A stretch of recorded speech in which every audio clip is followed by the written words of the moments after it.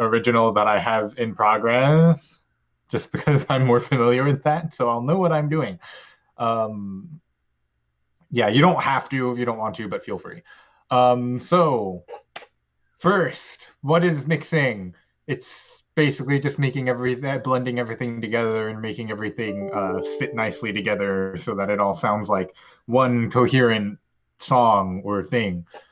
Uh, and then what is a DAW per Wikipedia, everyone's favorite source for everything? A digital audio workstation is an electronic device or application software used for recording, editing, and producing audio files, which is much better put than I would have been able to put it myself. Uh, so that includes programs like FL Studio, which is pretty popular, Reaper, LMMS, Cakewalk. I'm trying to think of some of the other popular ones. Those are probably the ones that most people here are going to be using anyways. Audacity is not a DAW. Do not use Audacity if you can help it. Okay, so I'm going to open up my screen, which I probably should have already had open.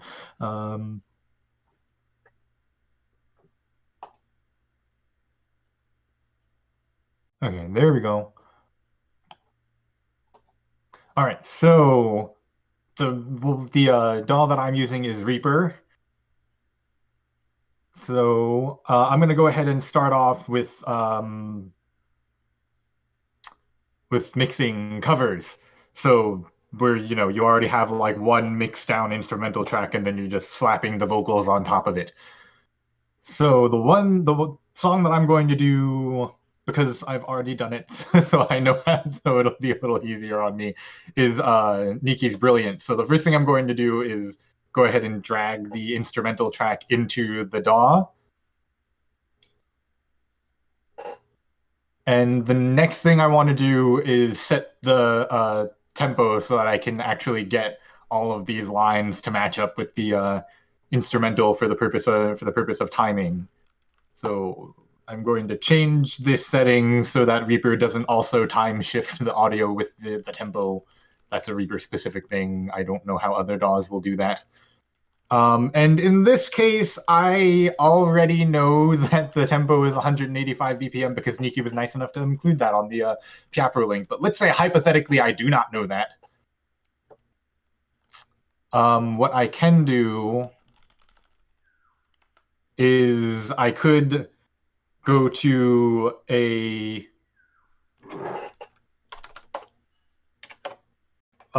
tap metronome and just tap along to the song until I find the tempo. I'm going to go ahead and link the one that I usually use for that right there. The other thing you can do is if you have a vague idea of what the BPM might already be, you can just like guess and check and just keep lining it up until it actually totally lines up. So let's say I already thought this was around 180 BPM.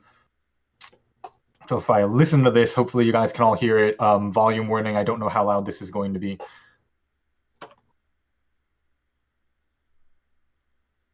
So when I'm lining that up, I'm going to be looking for any of these peaks in the music to find where an actual beat is. So if I listen to this part, so these small peaks here is that short snare roll that leads into the actual first beat of this like full interlude part. So I'm going to go by this first beat here. That way I can just line it up to beat one of these measures. Winter, if I may interrupt, yes. We're not picking up the sound from Reaper at all. I don't know if you were playing anything, but we can't hear it. Huh. Let me double check my audio settings because it might have something to do with that. Ah, yes. Can you hear it now? Did you play? Let's see. I still can't.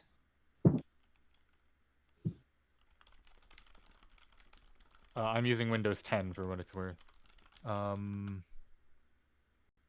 thought it was working before.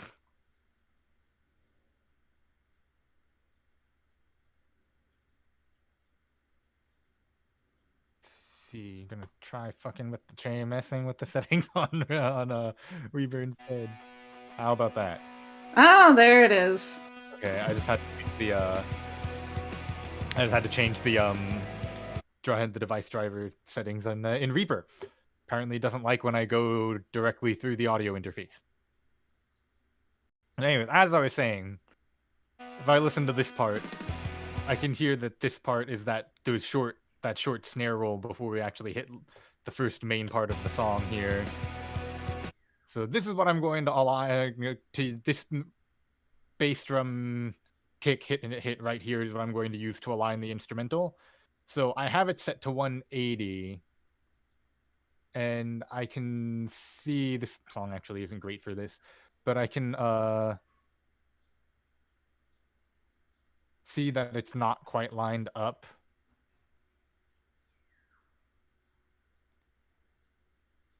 If I go actually back to this, whoa, did not mean to do that.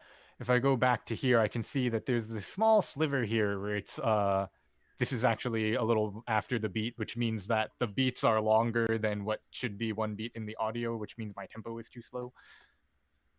So if I go ahead and set it to 185, which is what it should be, you can see now that the beginning of this hit here and the beginning of this lineup, if I had something that had more of a regular bass line or kicks, I would be able to show you that better. Actually, this part works.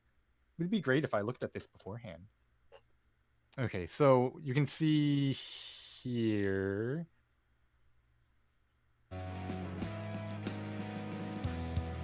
Okay, so we have kicks on every beat, which is the easiest time to find what the tempo is if you're going to do it this weird guess and check way. So if I line up this kick here to beat 1, we can see now here the beats are getting earlier than the lines in the DAW, which means my tempo is too slow because the lines are coming after the actual beats. But if I change it to 185, which is what the actual tempo is, and then line this back up with beat 1, now you can see they all line up nice and even and stay that way. It's a lot easier if you just use the tap metronome though, but maybe the tap metronome will be off by a BPM or 2, and that's how you can kind of tell. So now that I have that lined up, the next thing I'm going to do is go ahead and drop my vocals in. I'm going to go ahead and drop both the main vocals and the harmony vocals in at once, but I'm just going to focus on the main vocals for now. So I'm going to mute the harmony vocals. So this might already be in time, but we will find out.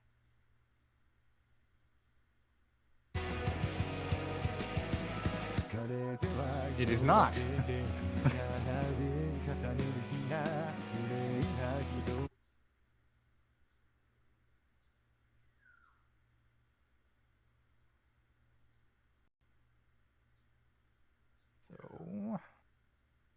I'm going to go ahead and move both of these at once so that I make sure they stay in time with each other.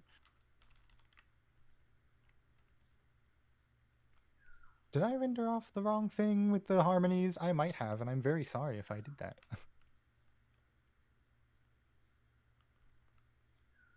We'll find out. Because this looks wrong. We'll find out.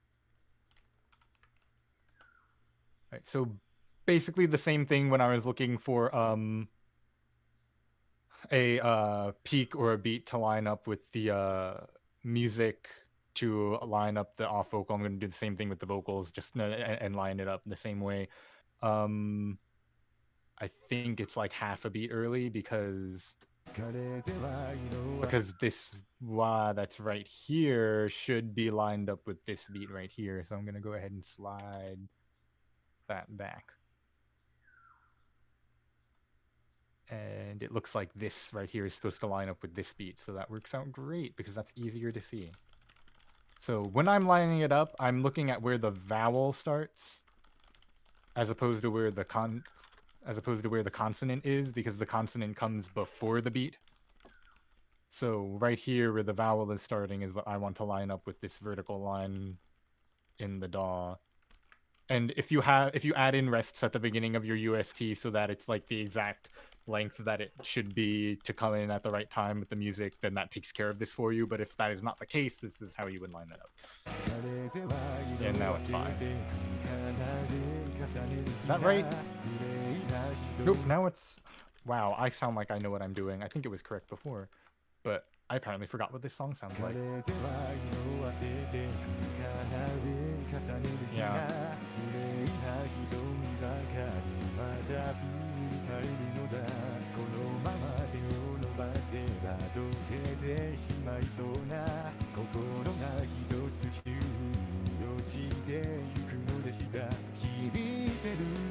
No, it's off.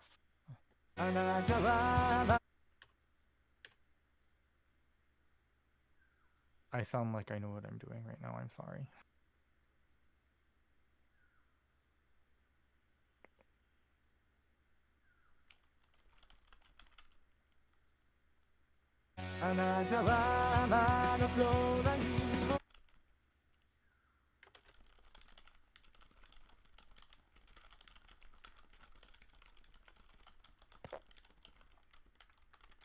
It's been too long since I've looked at this song, apparently.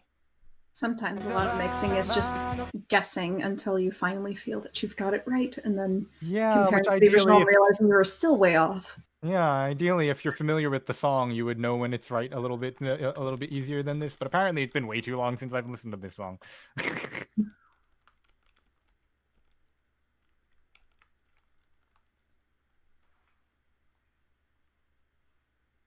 And yeah, to answer that anecdote, mixing is it's kind of a mixed bag. Sometimes it's very easy and it comes very naturally, and other times you just want to hand it off to somebody else because you're not getting it.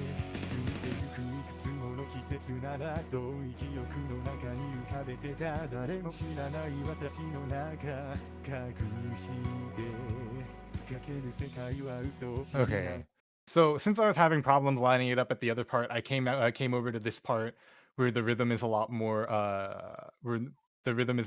in the vocals is a lot more it's just like straight eighth notes, so it's a lot easier to see. And I also know that this one particular syllable happens like right on the downbeat, so I should be fine now.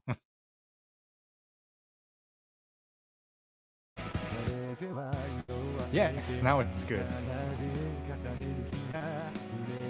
Because when I came over here just to explain a little further,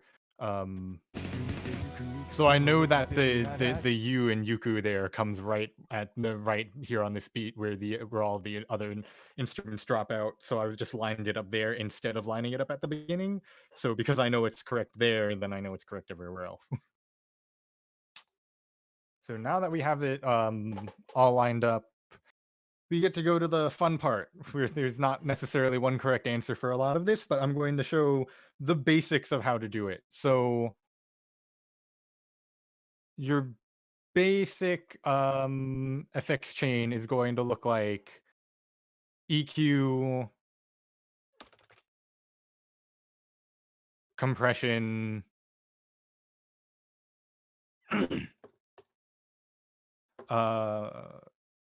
reverb, and delay if you're going to include that. And then there you can include some extra stuff in between there that I'll also address as we get to it, but I'm just going to go from start at the top and work our way down. Where is there it is. Hey, Reaper crashed. We lost the stream. Yeah, because Reaper just crashed on me for some reason. I love when that happens. Even when sometimes I'll be exporting mixes from LMMS, which should not take that much RAM, and it will make LMMS crash on me. Okay, so that wasn't saved, so we get to do that again real quick. But now I know what I'm doing a little better. I just did it.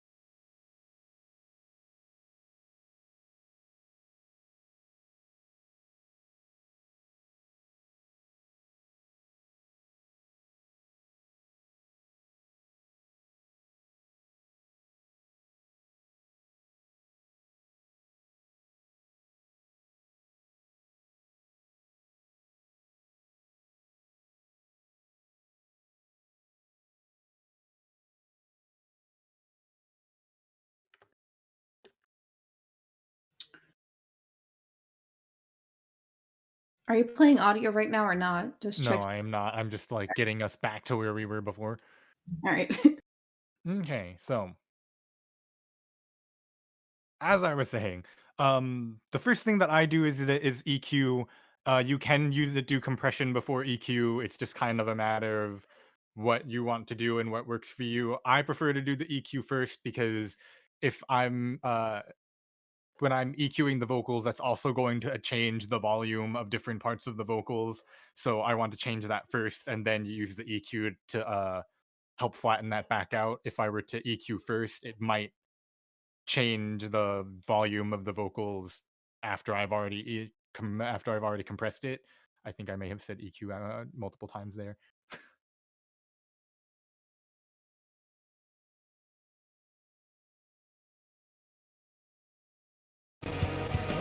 Okay, forgot to turn the levels back down. The other thing is when you're doing mixing, you always want to err on the side of quieter than louder. Like if something sounds too loud, try turning down the other things first before you make things louder. Because if everything gets really loud, then you start clipping, which is when you have just too much sound going on for it to physically handle, basically.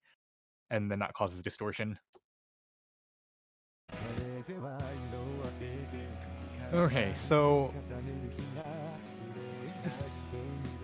more often than not, raw vocals tend to be very, very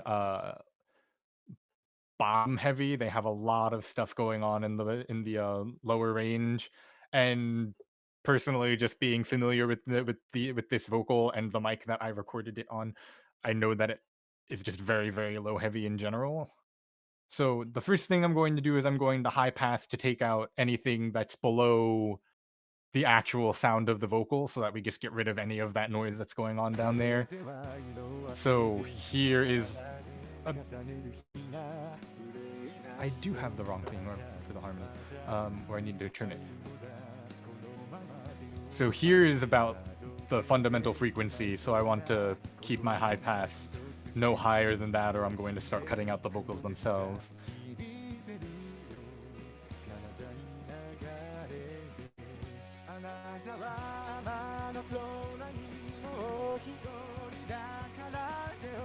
So one thing you can do when you're EQing things to try to find where like problematic things are is something called sweeping. So if you take a band and you lower the bandwidth, not necessarily all the way, but so that it's fairly narrow, so that it's just emphasizing a small band of frequencies, while you're listening to it and you increase it, you can just kind of sweep back and forth to hear. And if you hear like, okay, so when I'm listening to this, I'm hearing a lot of like really like stuffy sounding low end in it that I don't like. So I'm going to sweep and try to find where that is. Yeah, there it is. Right around there. Right around 500 hertz is what I think what I'm hearing. So I'm going to go ahead and lower that instead, and I'm going to increase my bandwidth a little because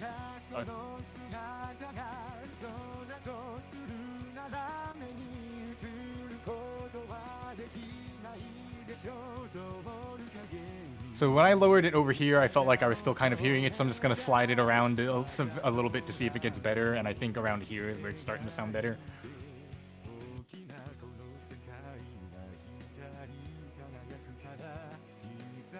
And I think there's still a lot of low end here, so I'm actually going to lower that as well.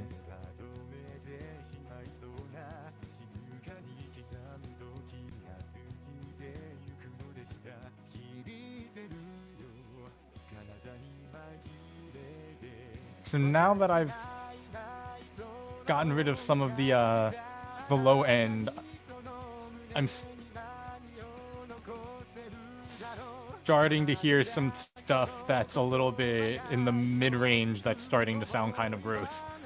Which, again, knowing this vocal, I know that's kind of how it tends to be.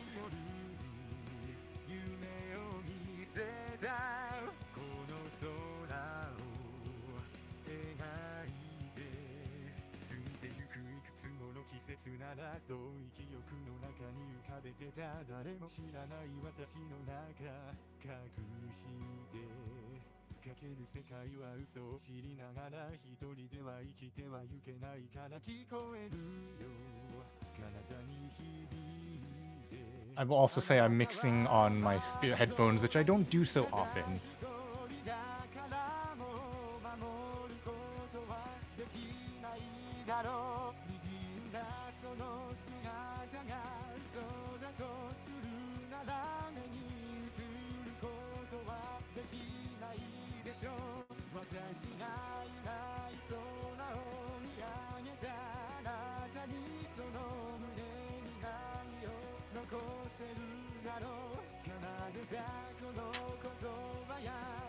For the time being, I'm going to call that good enough. As I keep going and I add in other stuff like the compression, the reverb, stuff like that, I might realize that I need to adjust it. And the other thing is that I wouldn't normally be doing this all in one sitting. I would adjust it until it sounds good in that moment, and then when I come back to it the next day or the day after, maybe I realize there's something else that was wrong with it that I didn't pick up on before, because now I'm listening to it again with fresh ears, and then I'll keep adjusting from there. But for now, I'm going to move on to the compression. So a compressor is just going to, as the name implies, compress down the volume of the audio. So the ratio is when it starts compressing something down, or the threshold is when it starts compressing something down. The ratio is how much it compresses it down. So a ratio of 2 to 1 means that it's compressing it by half. So what I'm going to do, because I'm seeing that there's a lot of these peaks, like here, here, here, here, a lot of these just very small peaks, I'm going to do one compressor to take care of those, and then another one more that's a little bit more gentle to kind of compress the whole thing. So I'm looking here and I see that it seems to be pretty level right around here, except for where it's peaking. So I'm going to put it about here, put my threshold about here. I'm going to lower my attack and my release because I only want it to affect those because the peaks are very fast, so I want a short attack to be able to do that. And then because the peaks also don't last very long, I want the release to be pretty short so that the compressor releases before it can affect the actual sustain part of the note. And then I'm also going to reduce the RMS size so that I can pick up on those peaks a little bit better. RMS size is a weird mathematical thing that compressors do. I will answer that question if anyone has that question later, but for now. And then because I want to really flatten down those peaks, I'm going to set my ratio fairly high. I wouldn't say there's necessarily a particular number that I go for this, but what I will do is I will set it to, right now I'm going to set it to about 4, and then I'm just going to look at my output and see if those peaks are still showing up in the output really bad, and if they are, I will adjust from there. So on Reaper's compressor, this shows you how much compression is actually happening. So I can see that there is some compression happening where those peaks are, and it looks like the output is a little bit more level than it would have been otherwise. I think I'm actually going to lower the threshold just a little bit and increase my ratio slightly, just to make sure that they're really well flattened out, so that they're not affecting the next compressor that's going to more universally even everything out. So for that one, I had my threshold fairly high because I only wanted to get the loudest parts of the audio. For the next one, I'm going to have my threshold a lot lower, my ratio lower, my attack and release a little slower, the RMS size a little louder, because I want to compress it a little bit more gently to get it more all over.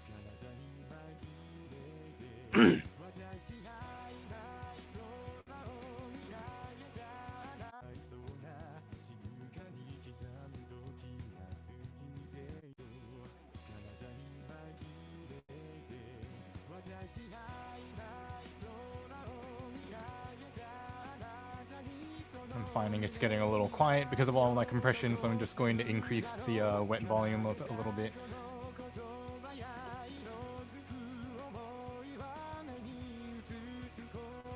Okay, so something that I'm noticing now that I've compressed it is when you compress vocals, it will make because vowels are generally louder than consonants. When you compress vocals a lot, it tends to make the consonants sound a lot louder.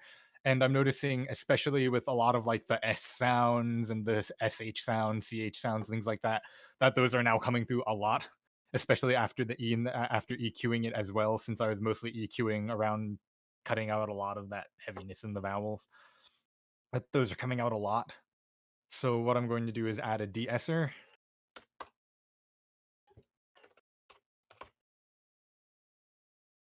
Which is designed to get rid of only those like really, really like sharp like S-related sounds, hence de-essing. The one that I'm using is Spitfish, which actually is available for free online if anyone would like to Google it and download it. With Spitfish, sense sort of determines how wide of a frequency band that it's detecting over, and then depth is how much it's actually de-essing.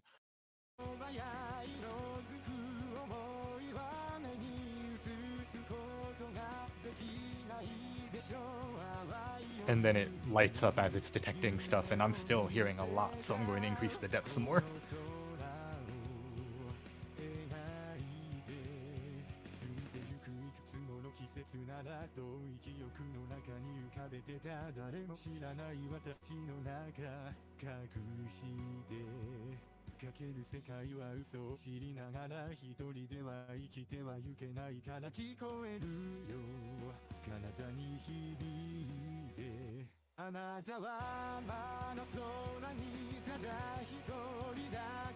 And I'm hearing something else weird in here that I'm not liking, and I don't know where it is, but something that sounds kind of like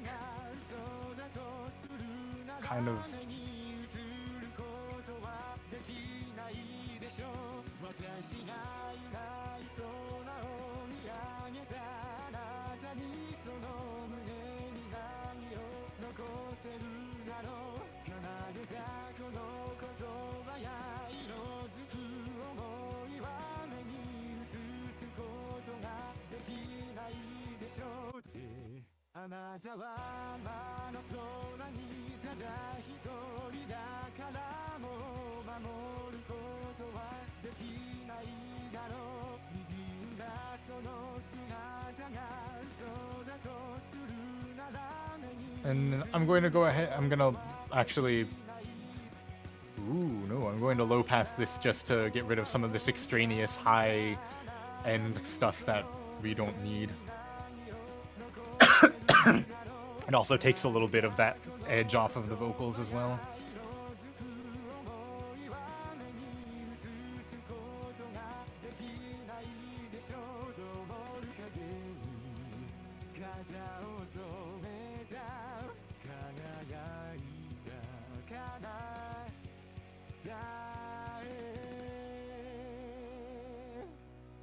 So the next thing I'm going to do is add reverb. I'm not even going to try to load the same reverb plugin that I loaded before because I'm kind of afraid that it'll crash again. So I will just use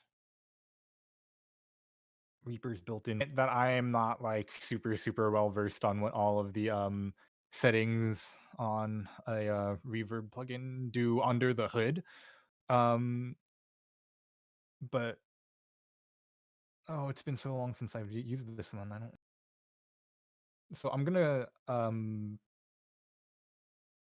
with this particular reverb plugin, the room size and the actual length of the reverb are things, and because I want a kind of increase the room size, even though those aren't normally the same thing on most reverb settings, usually there's a separate room size and length set. I'm gonna go ahead and low pass and high pass that some. A little bit of that can help add some like bright unquote sparkle, but I personally don't always increase that a whole lot because I find it can be kind of tiring on the ears unless the mix is such that it is conducive to that, like the original song, I mean. So that is the main vocals, and then When I do my harmony vocals, usually, honestly, I just copy and paste a lot of paste the effects chain over to the harmonies if it's with the same original vocals. If it's with the same vocals as the main vocals, because obviously, if it's the same UTAU, it's going to have the same most of the same needs.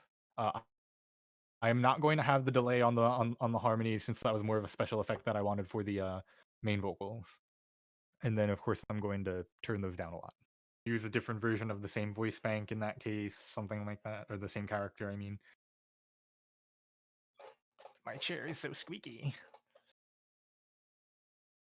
Yeah, I'm sorry, I don't have a great answer to that question. If we come up with another one, a better answer to that, I will get back to you for sure.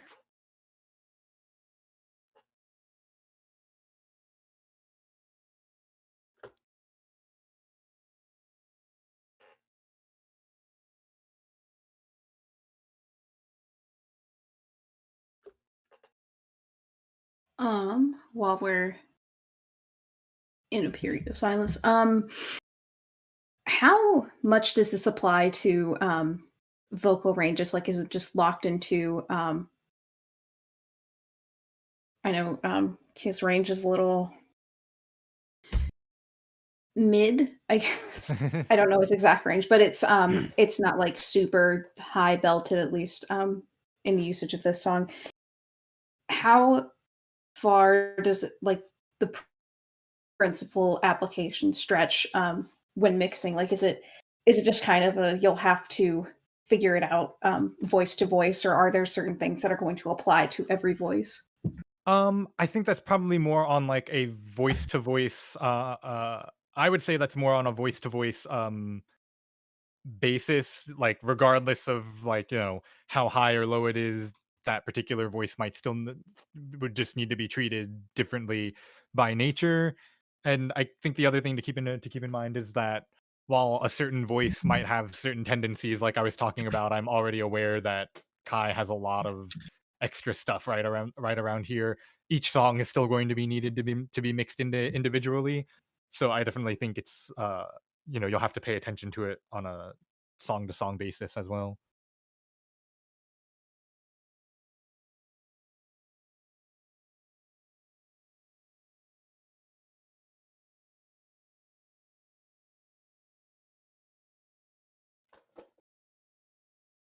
Anything else?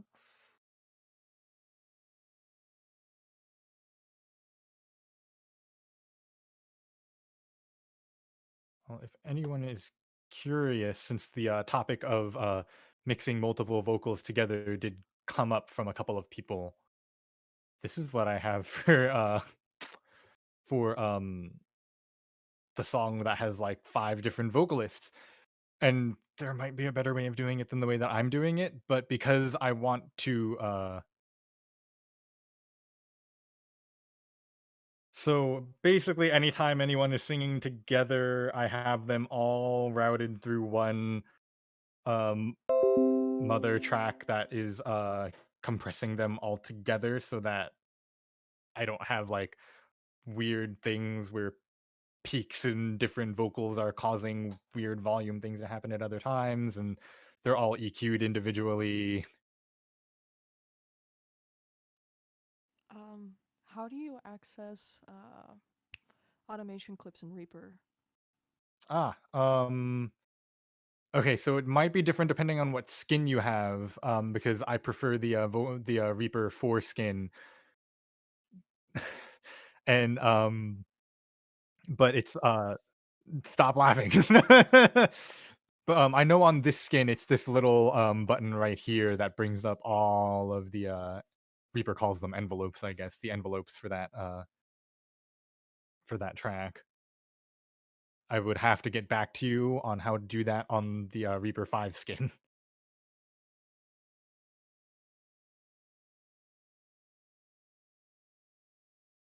But yeah, so I have all of the vocals that are being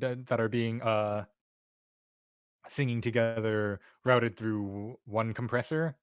I have them compressed individually, but then I have them going through another compressor overall to take care of anything that might happen once they're all together.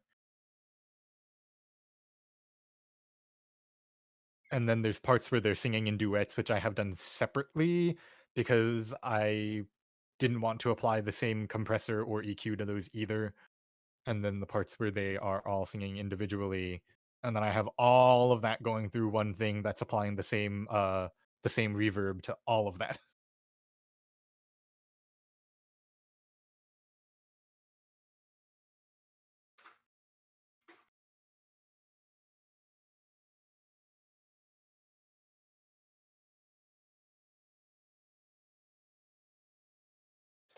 How do you select the key of the harmony? Usually I just usually when it comes to covers, I'm just copying whatever the original is. But often with the with covers, it tends to be up 2 notes of the scale and or down 2 notes of the scale.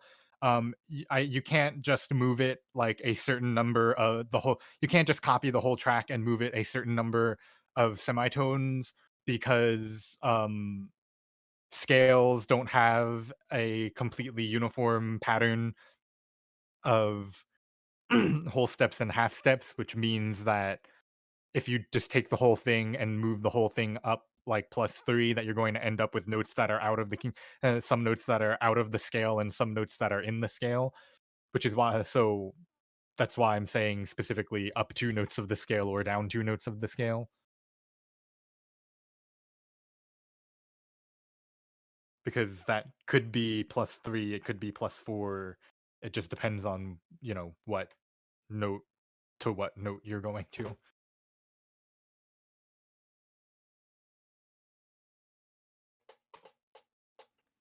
So for I heard that you can do like bass harmonies in the left ear and higher harmonies more in the right ear. Is that something that you would apply to this kind of cover?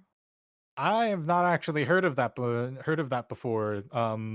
That's interesting. I would have to look into it more. Unfortunately, I don't have a great answer for that since I'm not familiar with that concept.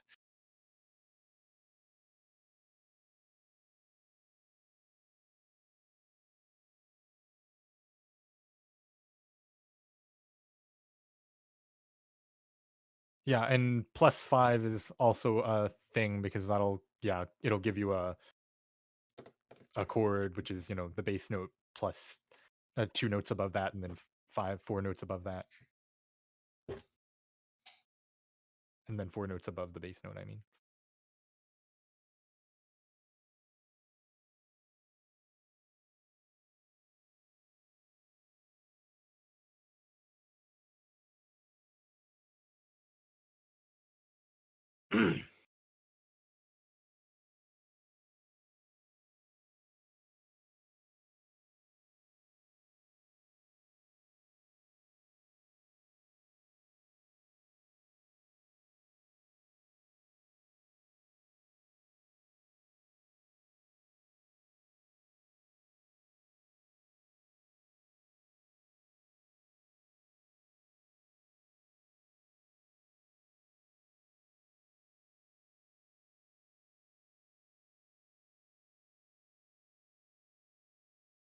Okay, so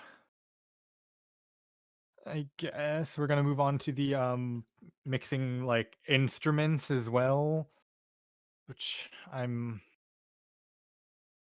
not sure how great I am at that, but we'll find out.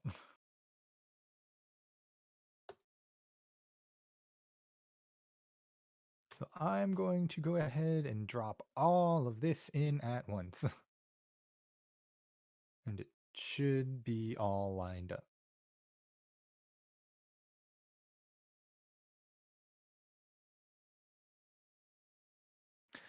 So the same basic principle applies. You want to use the same basic principle applies to instruments when you're mixing them together for an original song as it would for regular vocals, for like a cover.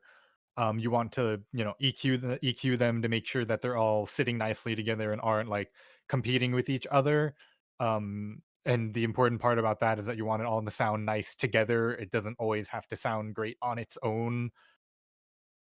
It's kind of like one way that I heard it described is that it's kind of a game of like compromises. Like,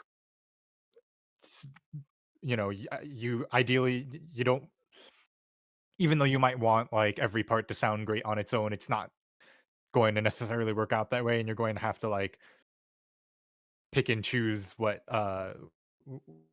what you're emphasizing and what how you're fitting them together to make sure that they all get heard but don't but all mesh together. And then also, using reverb to make sure that they actually sound like they're in a space, basically.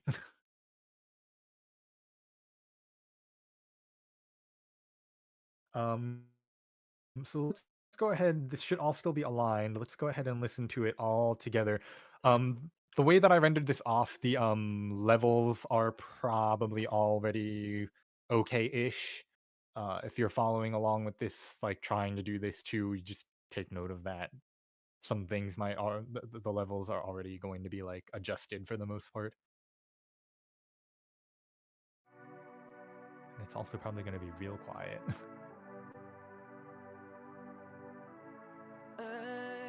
Shaking, Whoa.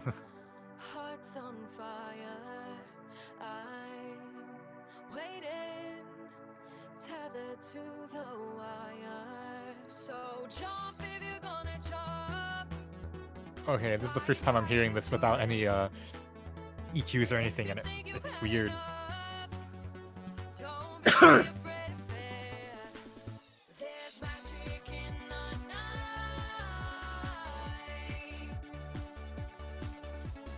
Darkness is my paradise. There's magic in the night.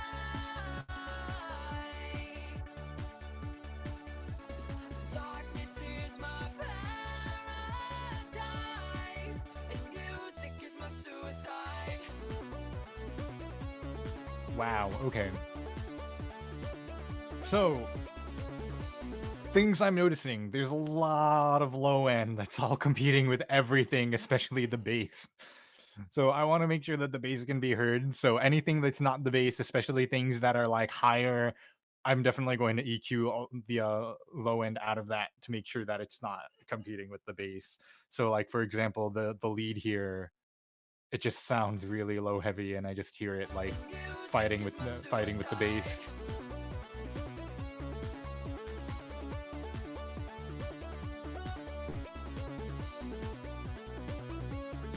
So I'm going to, same thing kind of like I did with the vocals, I'm going to go ahead and high pass this a little bit just to make sure that anything that's like below the fundamental frequency is not getting in the way. And I'm going to take out a lot of this bottom part. Yeah, there's stuff going on there too.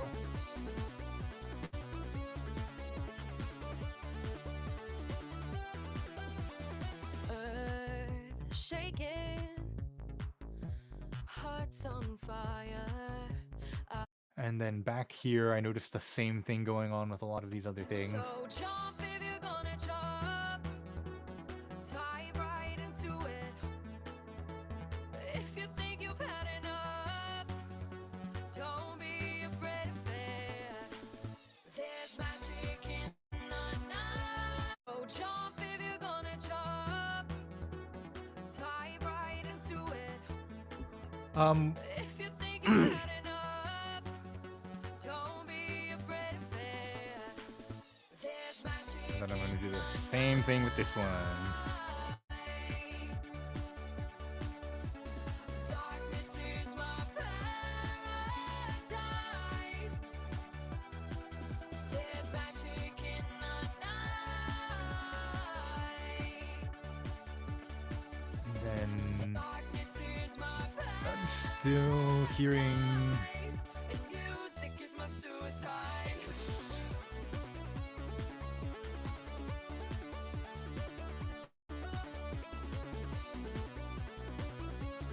Magic in the night.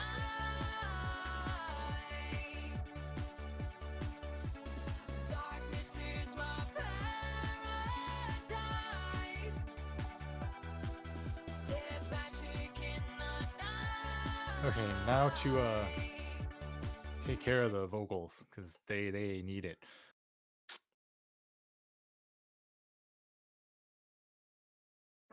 Earth shaking, hearts on fire.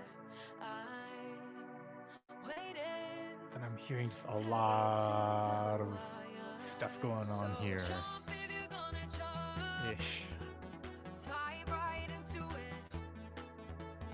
If you think you've had enough, don't be afraid of it. There's magic in the night. Darkness is my paradise. There's magic in the night.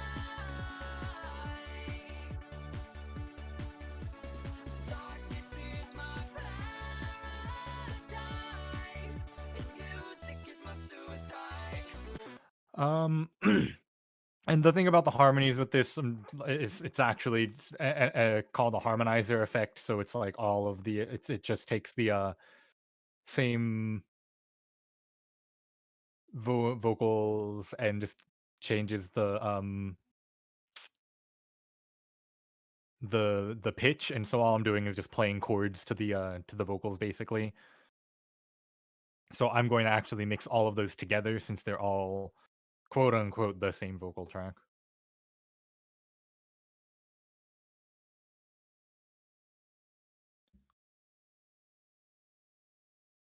There's magic in the night. Darkness is my paradise.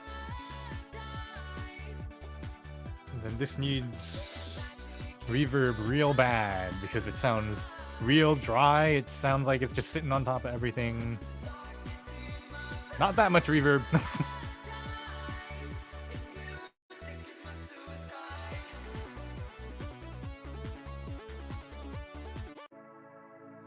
Hearts on fire. I'm waiting, tethered to the wire. So jump if you're gonna jump. Dive right into it. If you think you've had enough, don't be afraid of it. There's magic in the night. Darkness is my paradise. There's magic in the night. Darkness is my paradise. Darkness is my paradise. Is my suicide.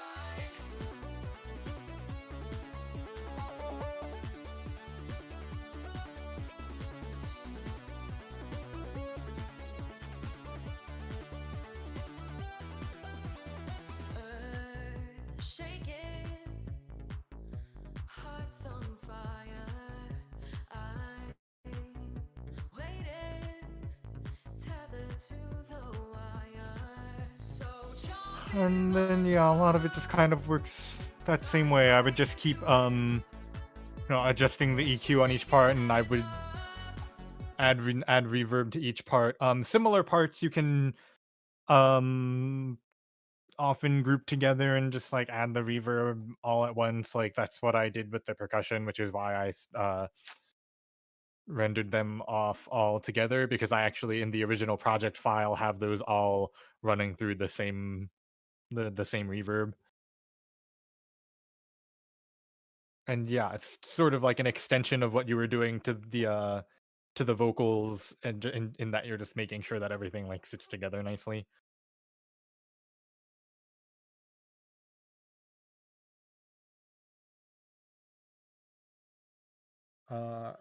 Any other questions about that or any other part of this?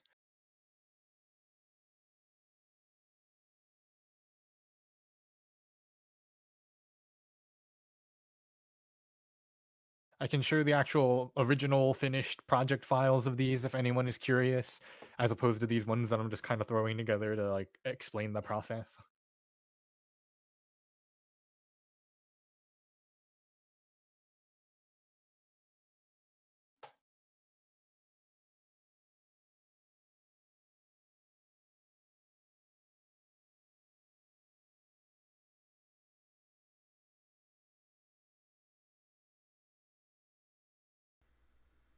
So it looks like we don't really have any questions in the chat here or on the YouTube stream. So I think I'll just ask something just to get your thoughts on this, if anyone else wanted to know. But how would you handle different genres of music? I definitely think certain genres of music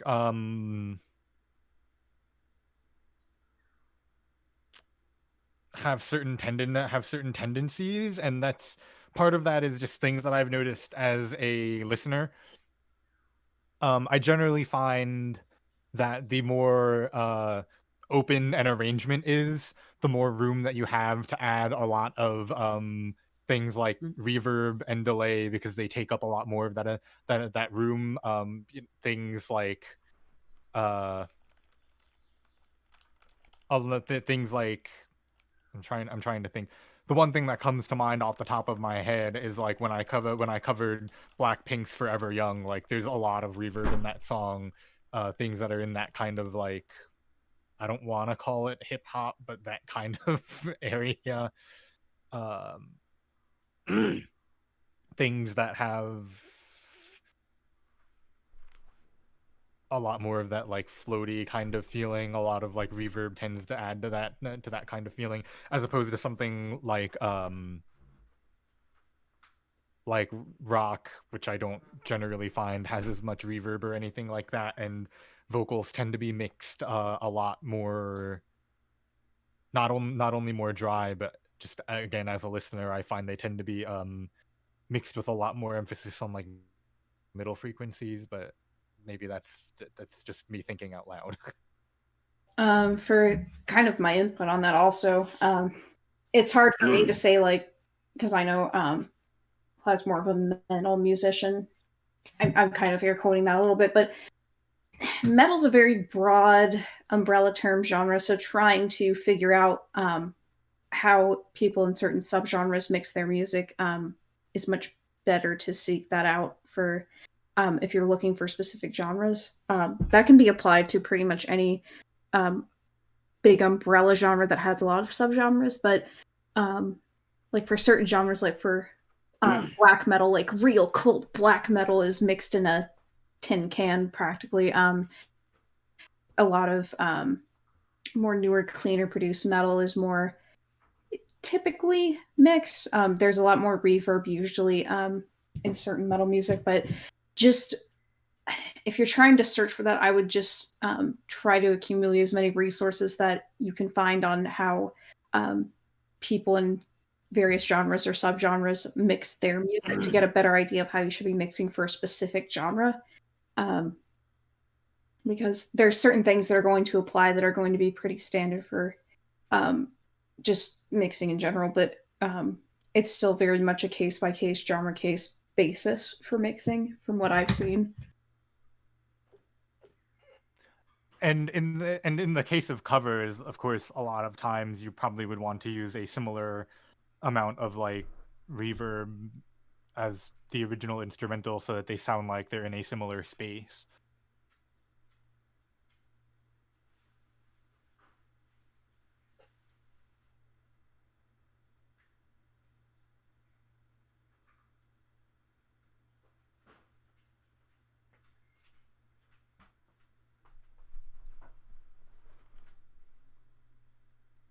Any other questions or requests?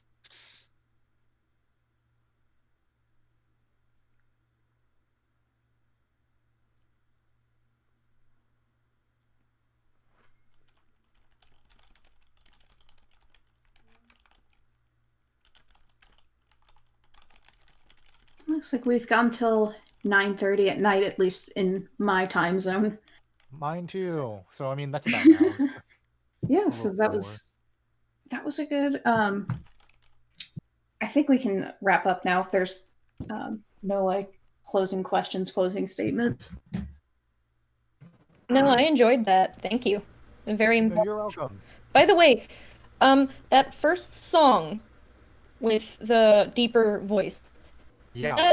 was that a person or an UTAU? It was an UTAU. It was Kai. Okay, how? I will say part of it is that whenever I'm tuning, I generally like to edit the modulation, which adds some of the original like pitch variation from the original recording back in, which I feel like helps to make it sound a little bit more natural, since it's not just on like completely flat robotic pitch the whole time. I'm just like, you're talking about, you're like, oh, I don't like these low frequencies, and then I'm sitting here back here like, that's really good though.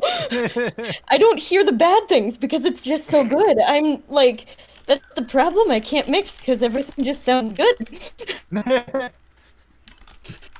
I think something else that I should mention in mixing is something else that you can do is also listen to reference track, especially when you're doing originals, but even when you're doing covers, you can listen to reference tracks of similar songs, or in the case of covers, other covers of that song, and compare how your mix sounds to other people's. If you find that, like, you know, yours is the only one that like has like that weird like booming low end in it, then that might be a sign that that's something that you should lower in your mix. Which I think sort of also ties in with what I guess I would need to call you by your full username on here. What Ass Backwards was saying about, like, you know, listening to genres to get an idea of how you want to mix them. You can listen to reference tracks, similar songs to the ones that you're making, to get an idea of how you want to mix them, and even more broadly when you're composing them, to get a better idea of how to compose them and what kinds of instruments should go into it and things like that.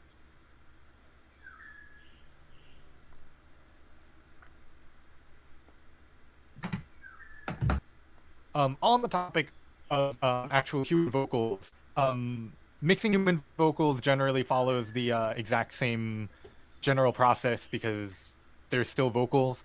The only thing that I've noticed personally is that human vocals tend to vary in volume a lot more than synthesized vocals. So human vocals, you might have to compress a little bit more aggressively than you would synthesized vocals. The first song that I did, I actually turned UTAU compressor down so that I would have a little bit more control over that compression. But UTAU's compression by default like compresses them pretty well, so you might not need to compress them very much.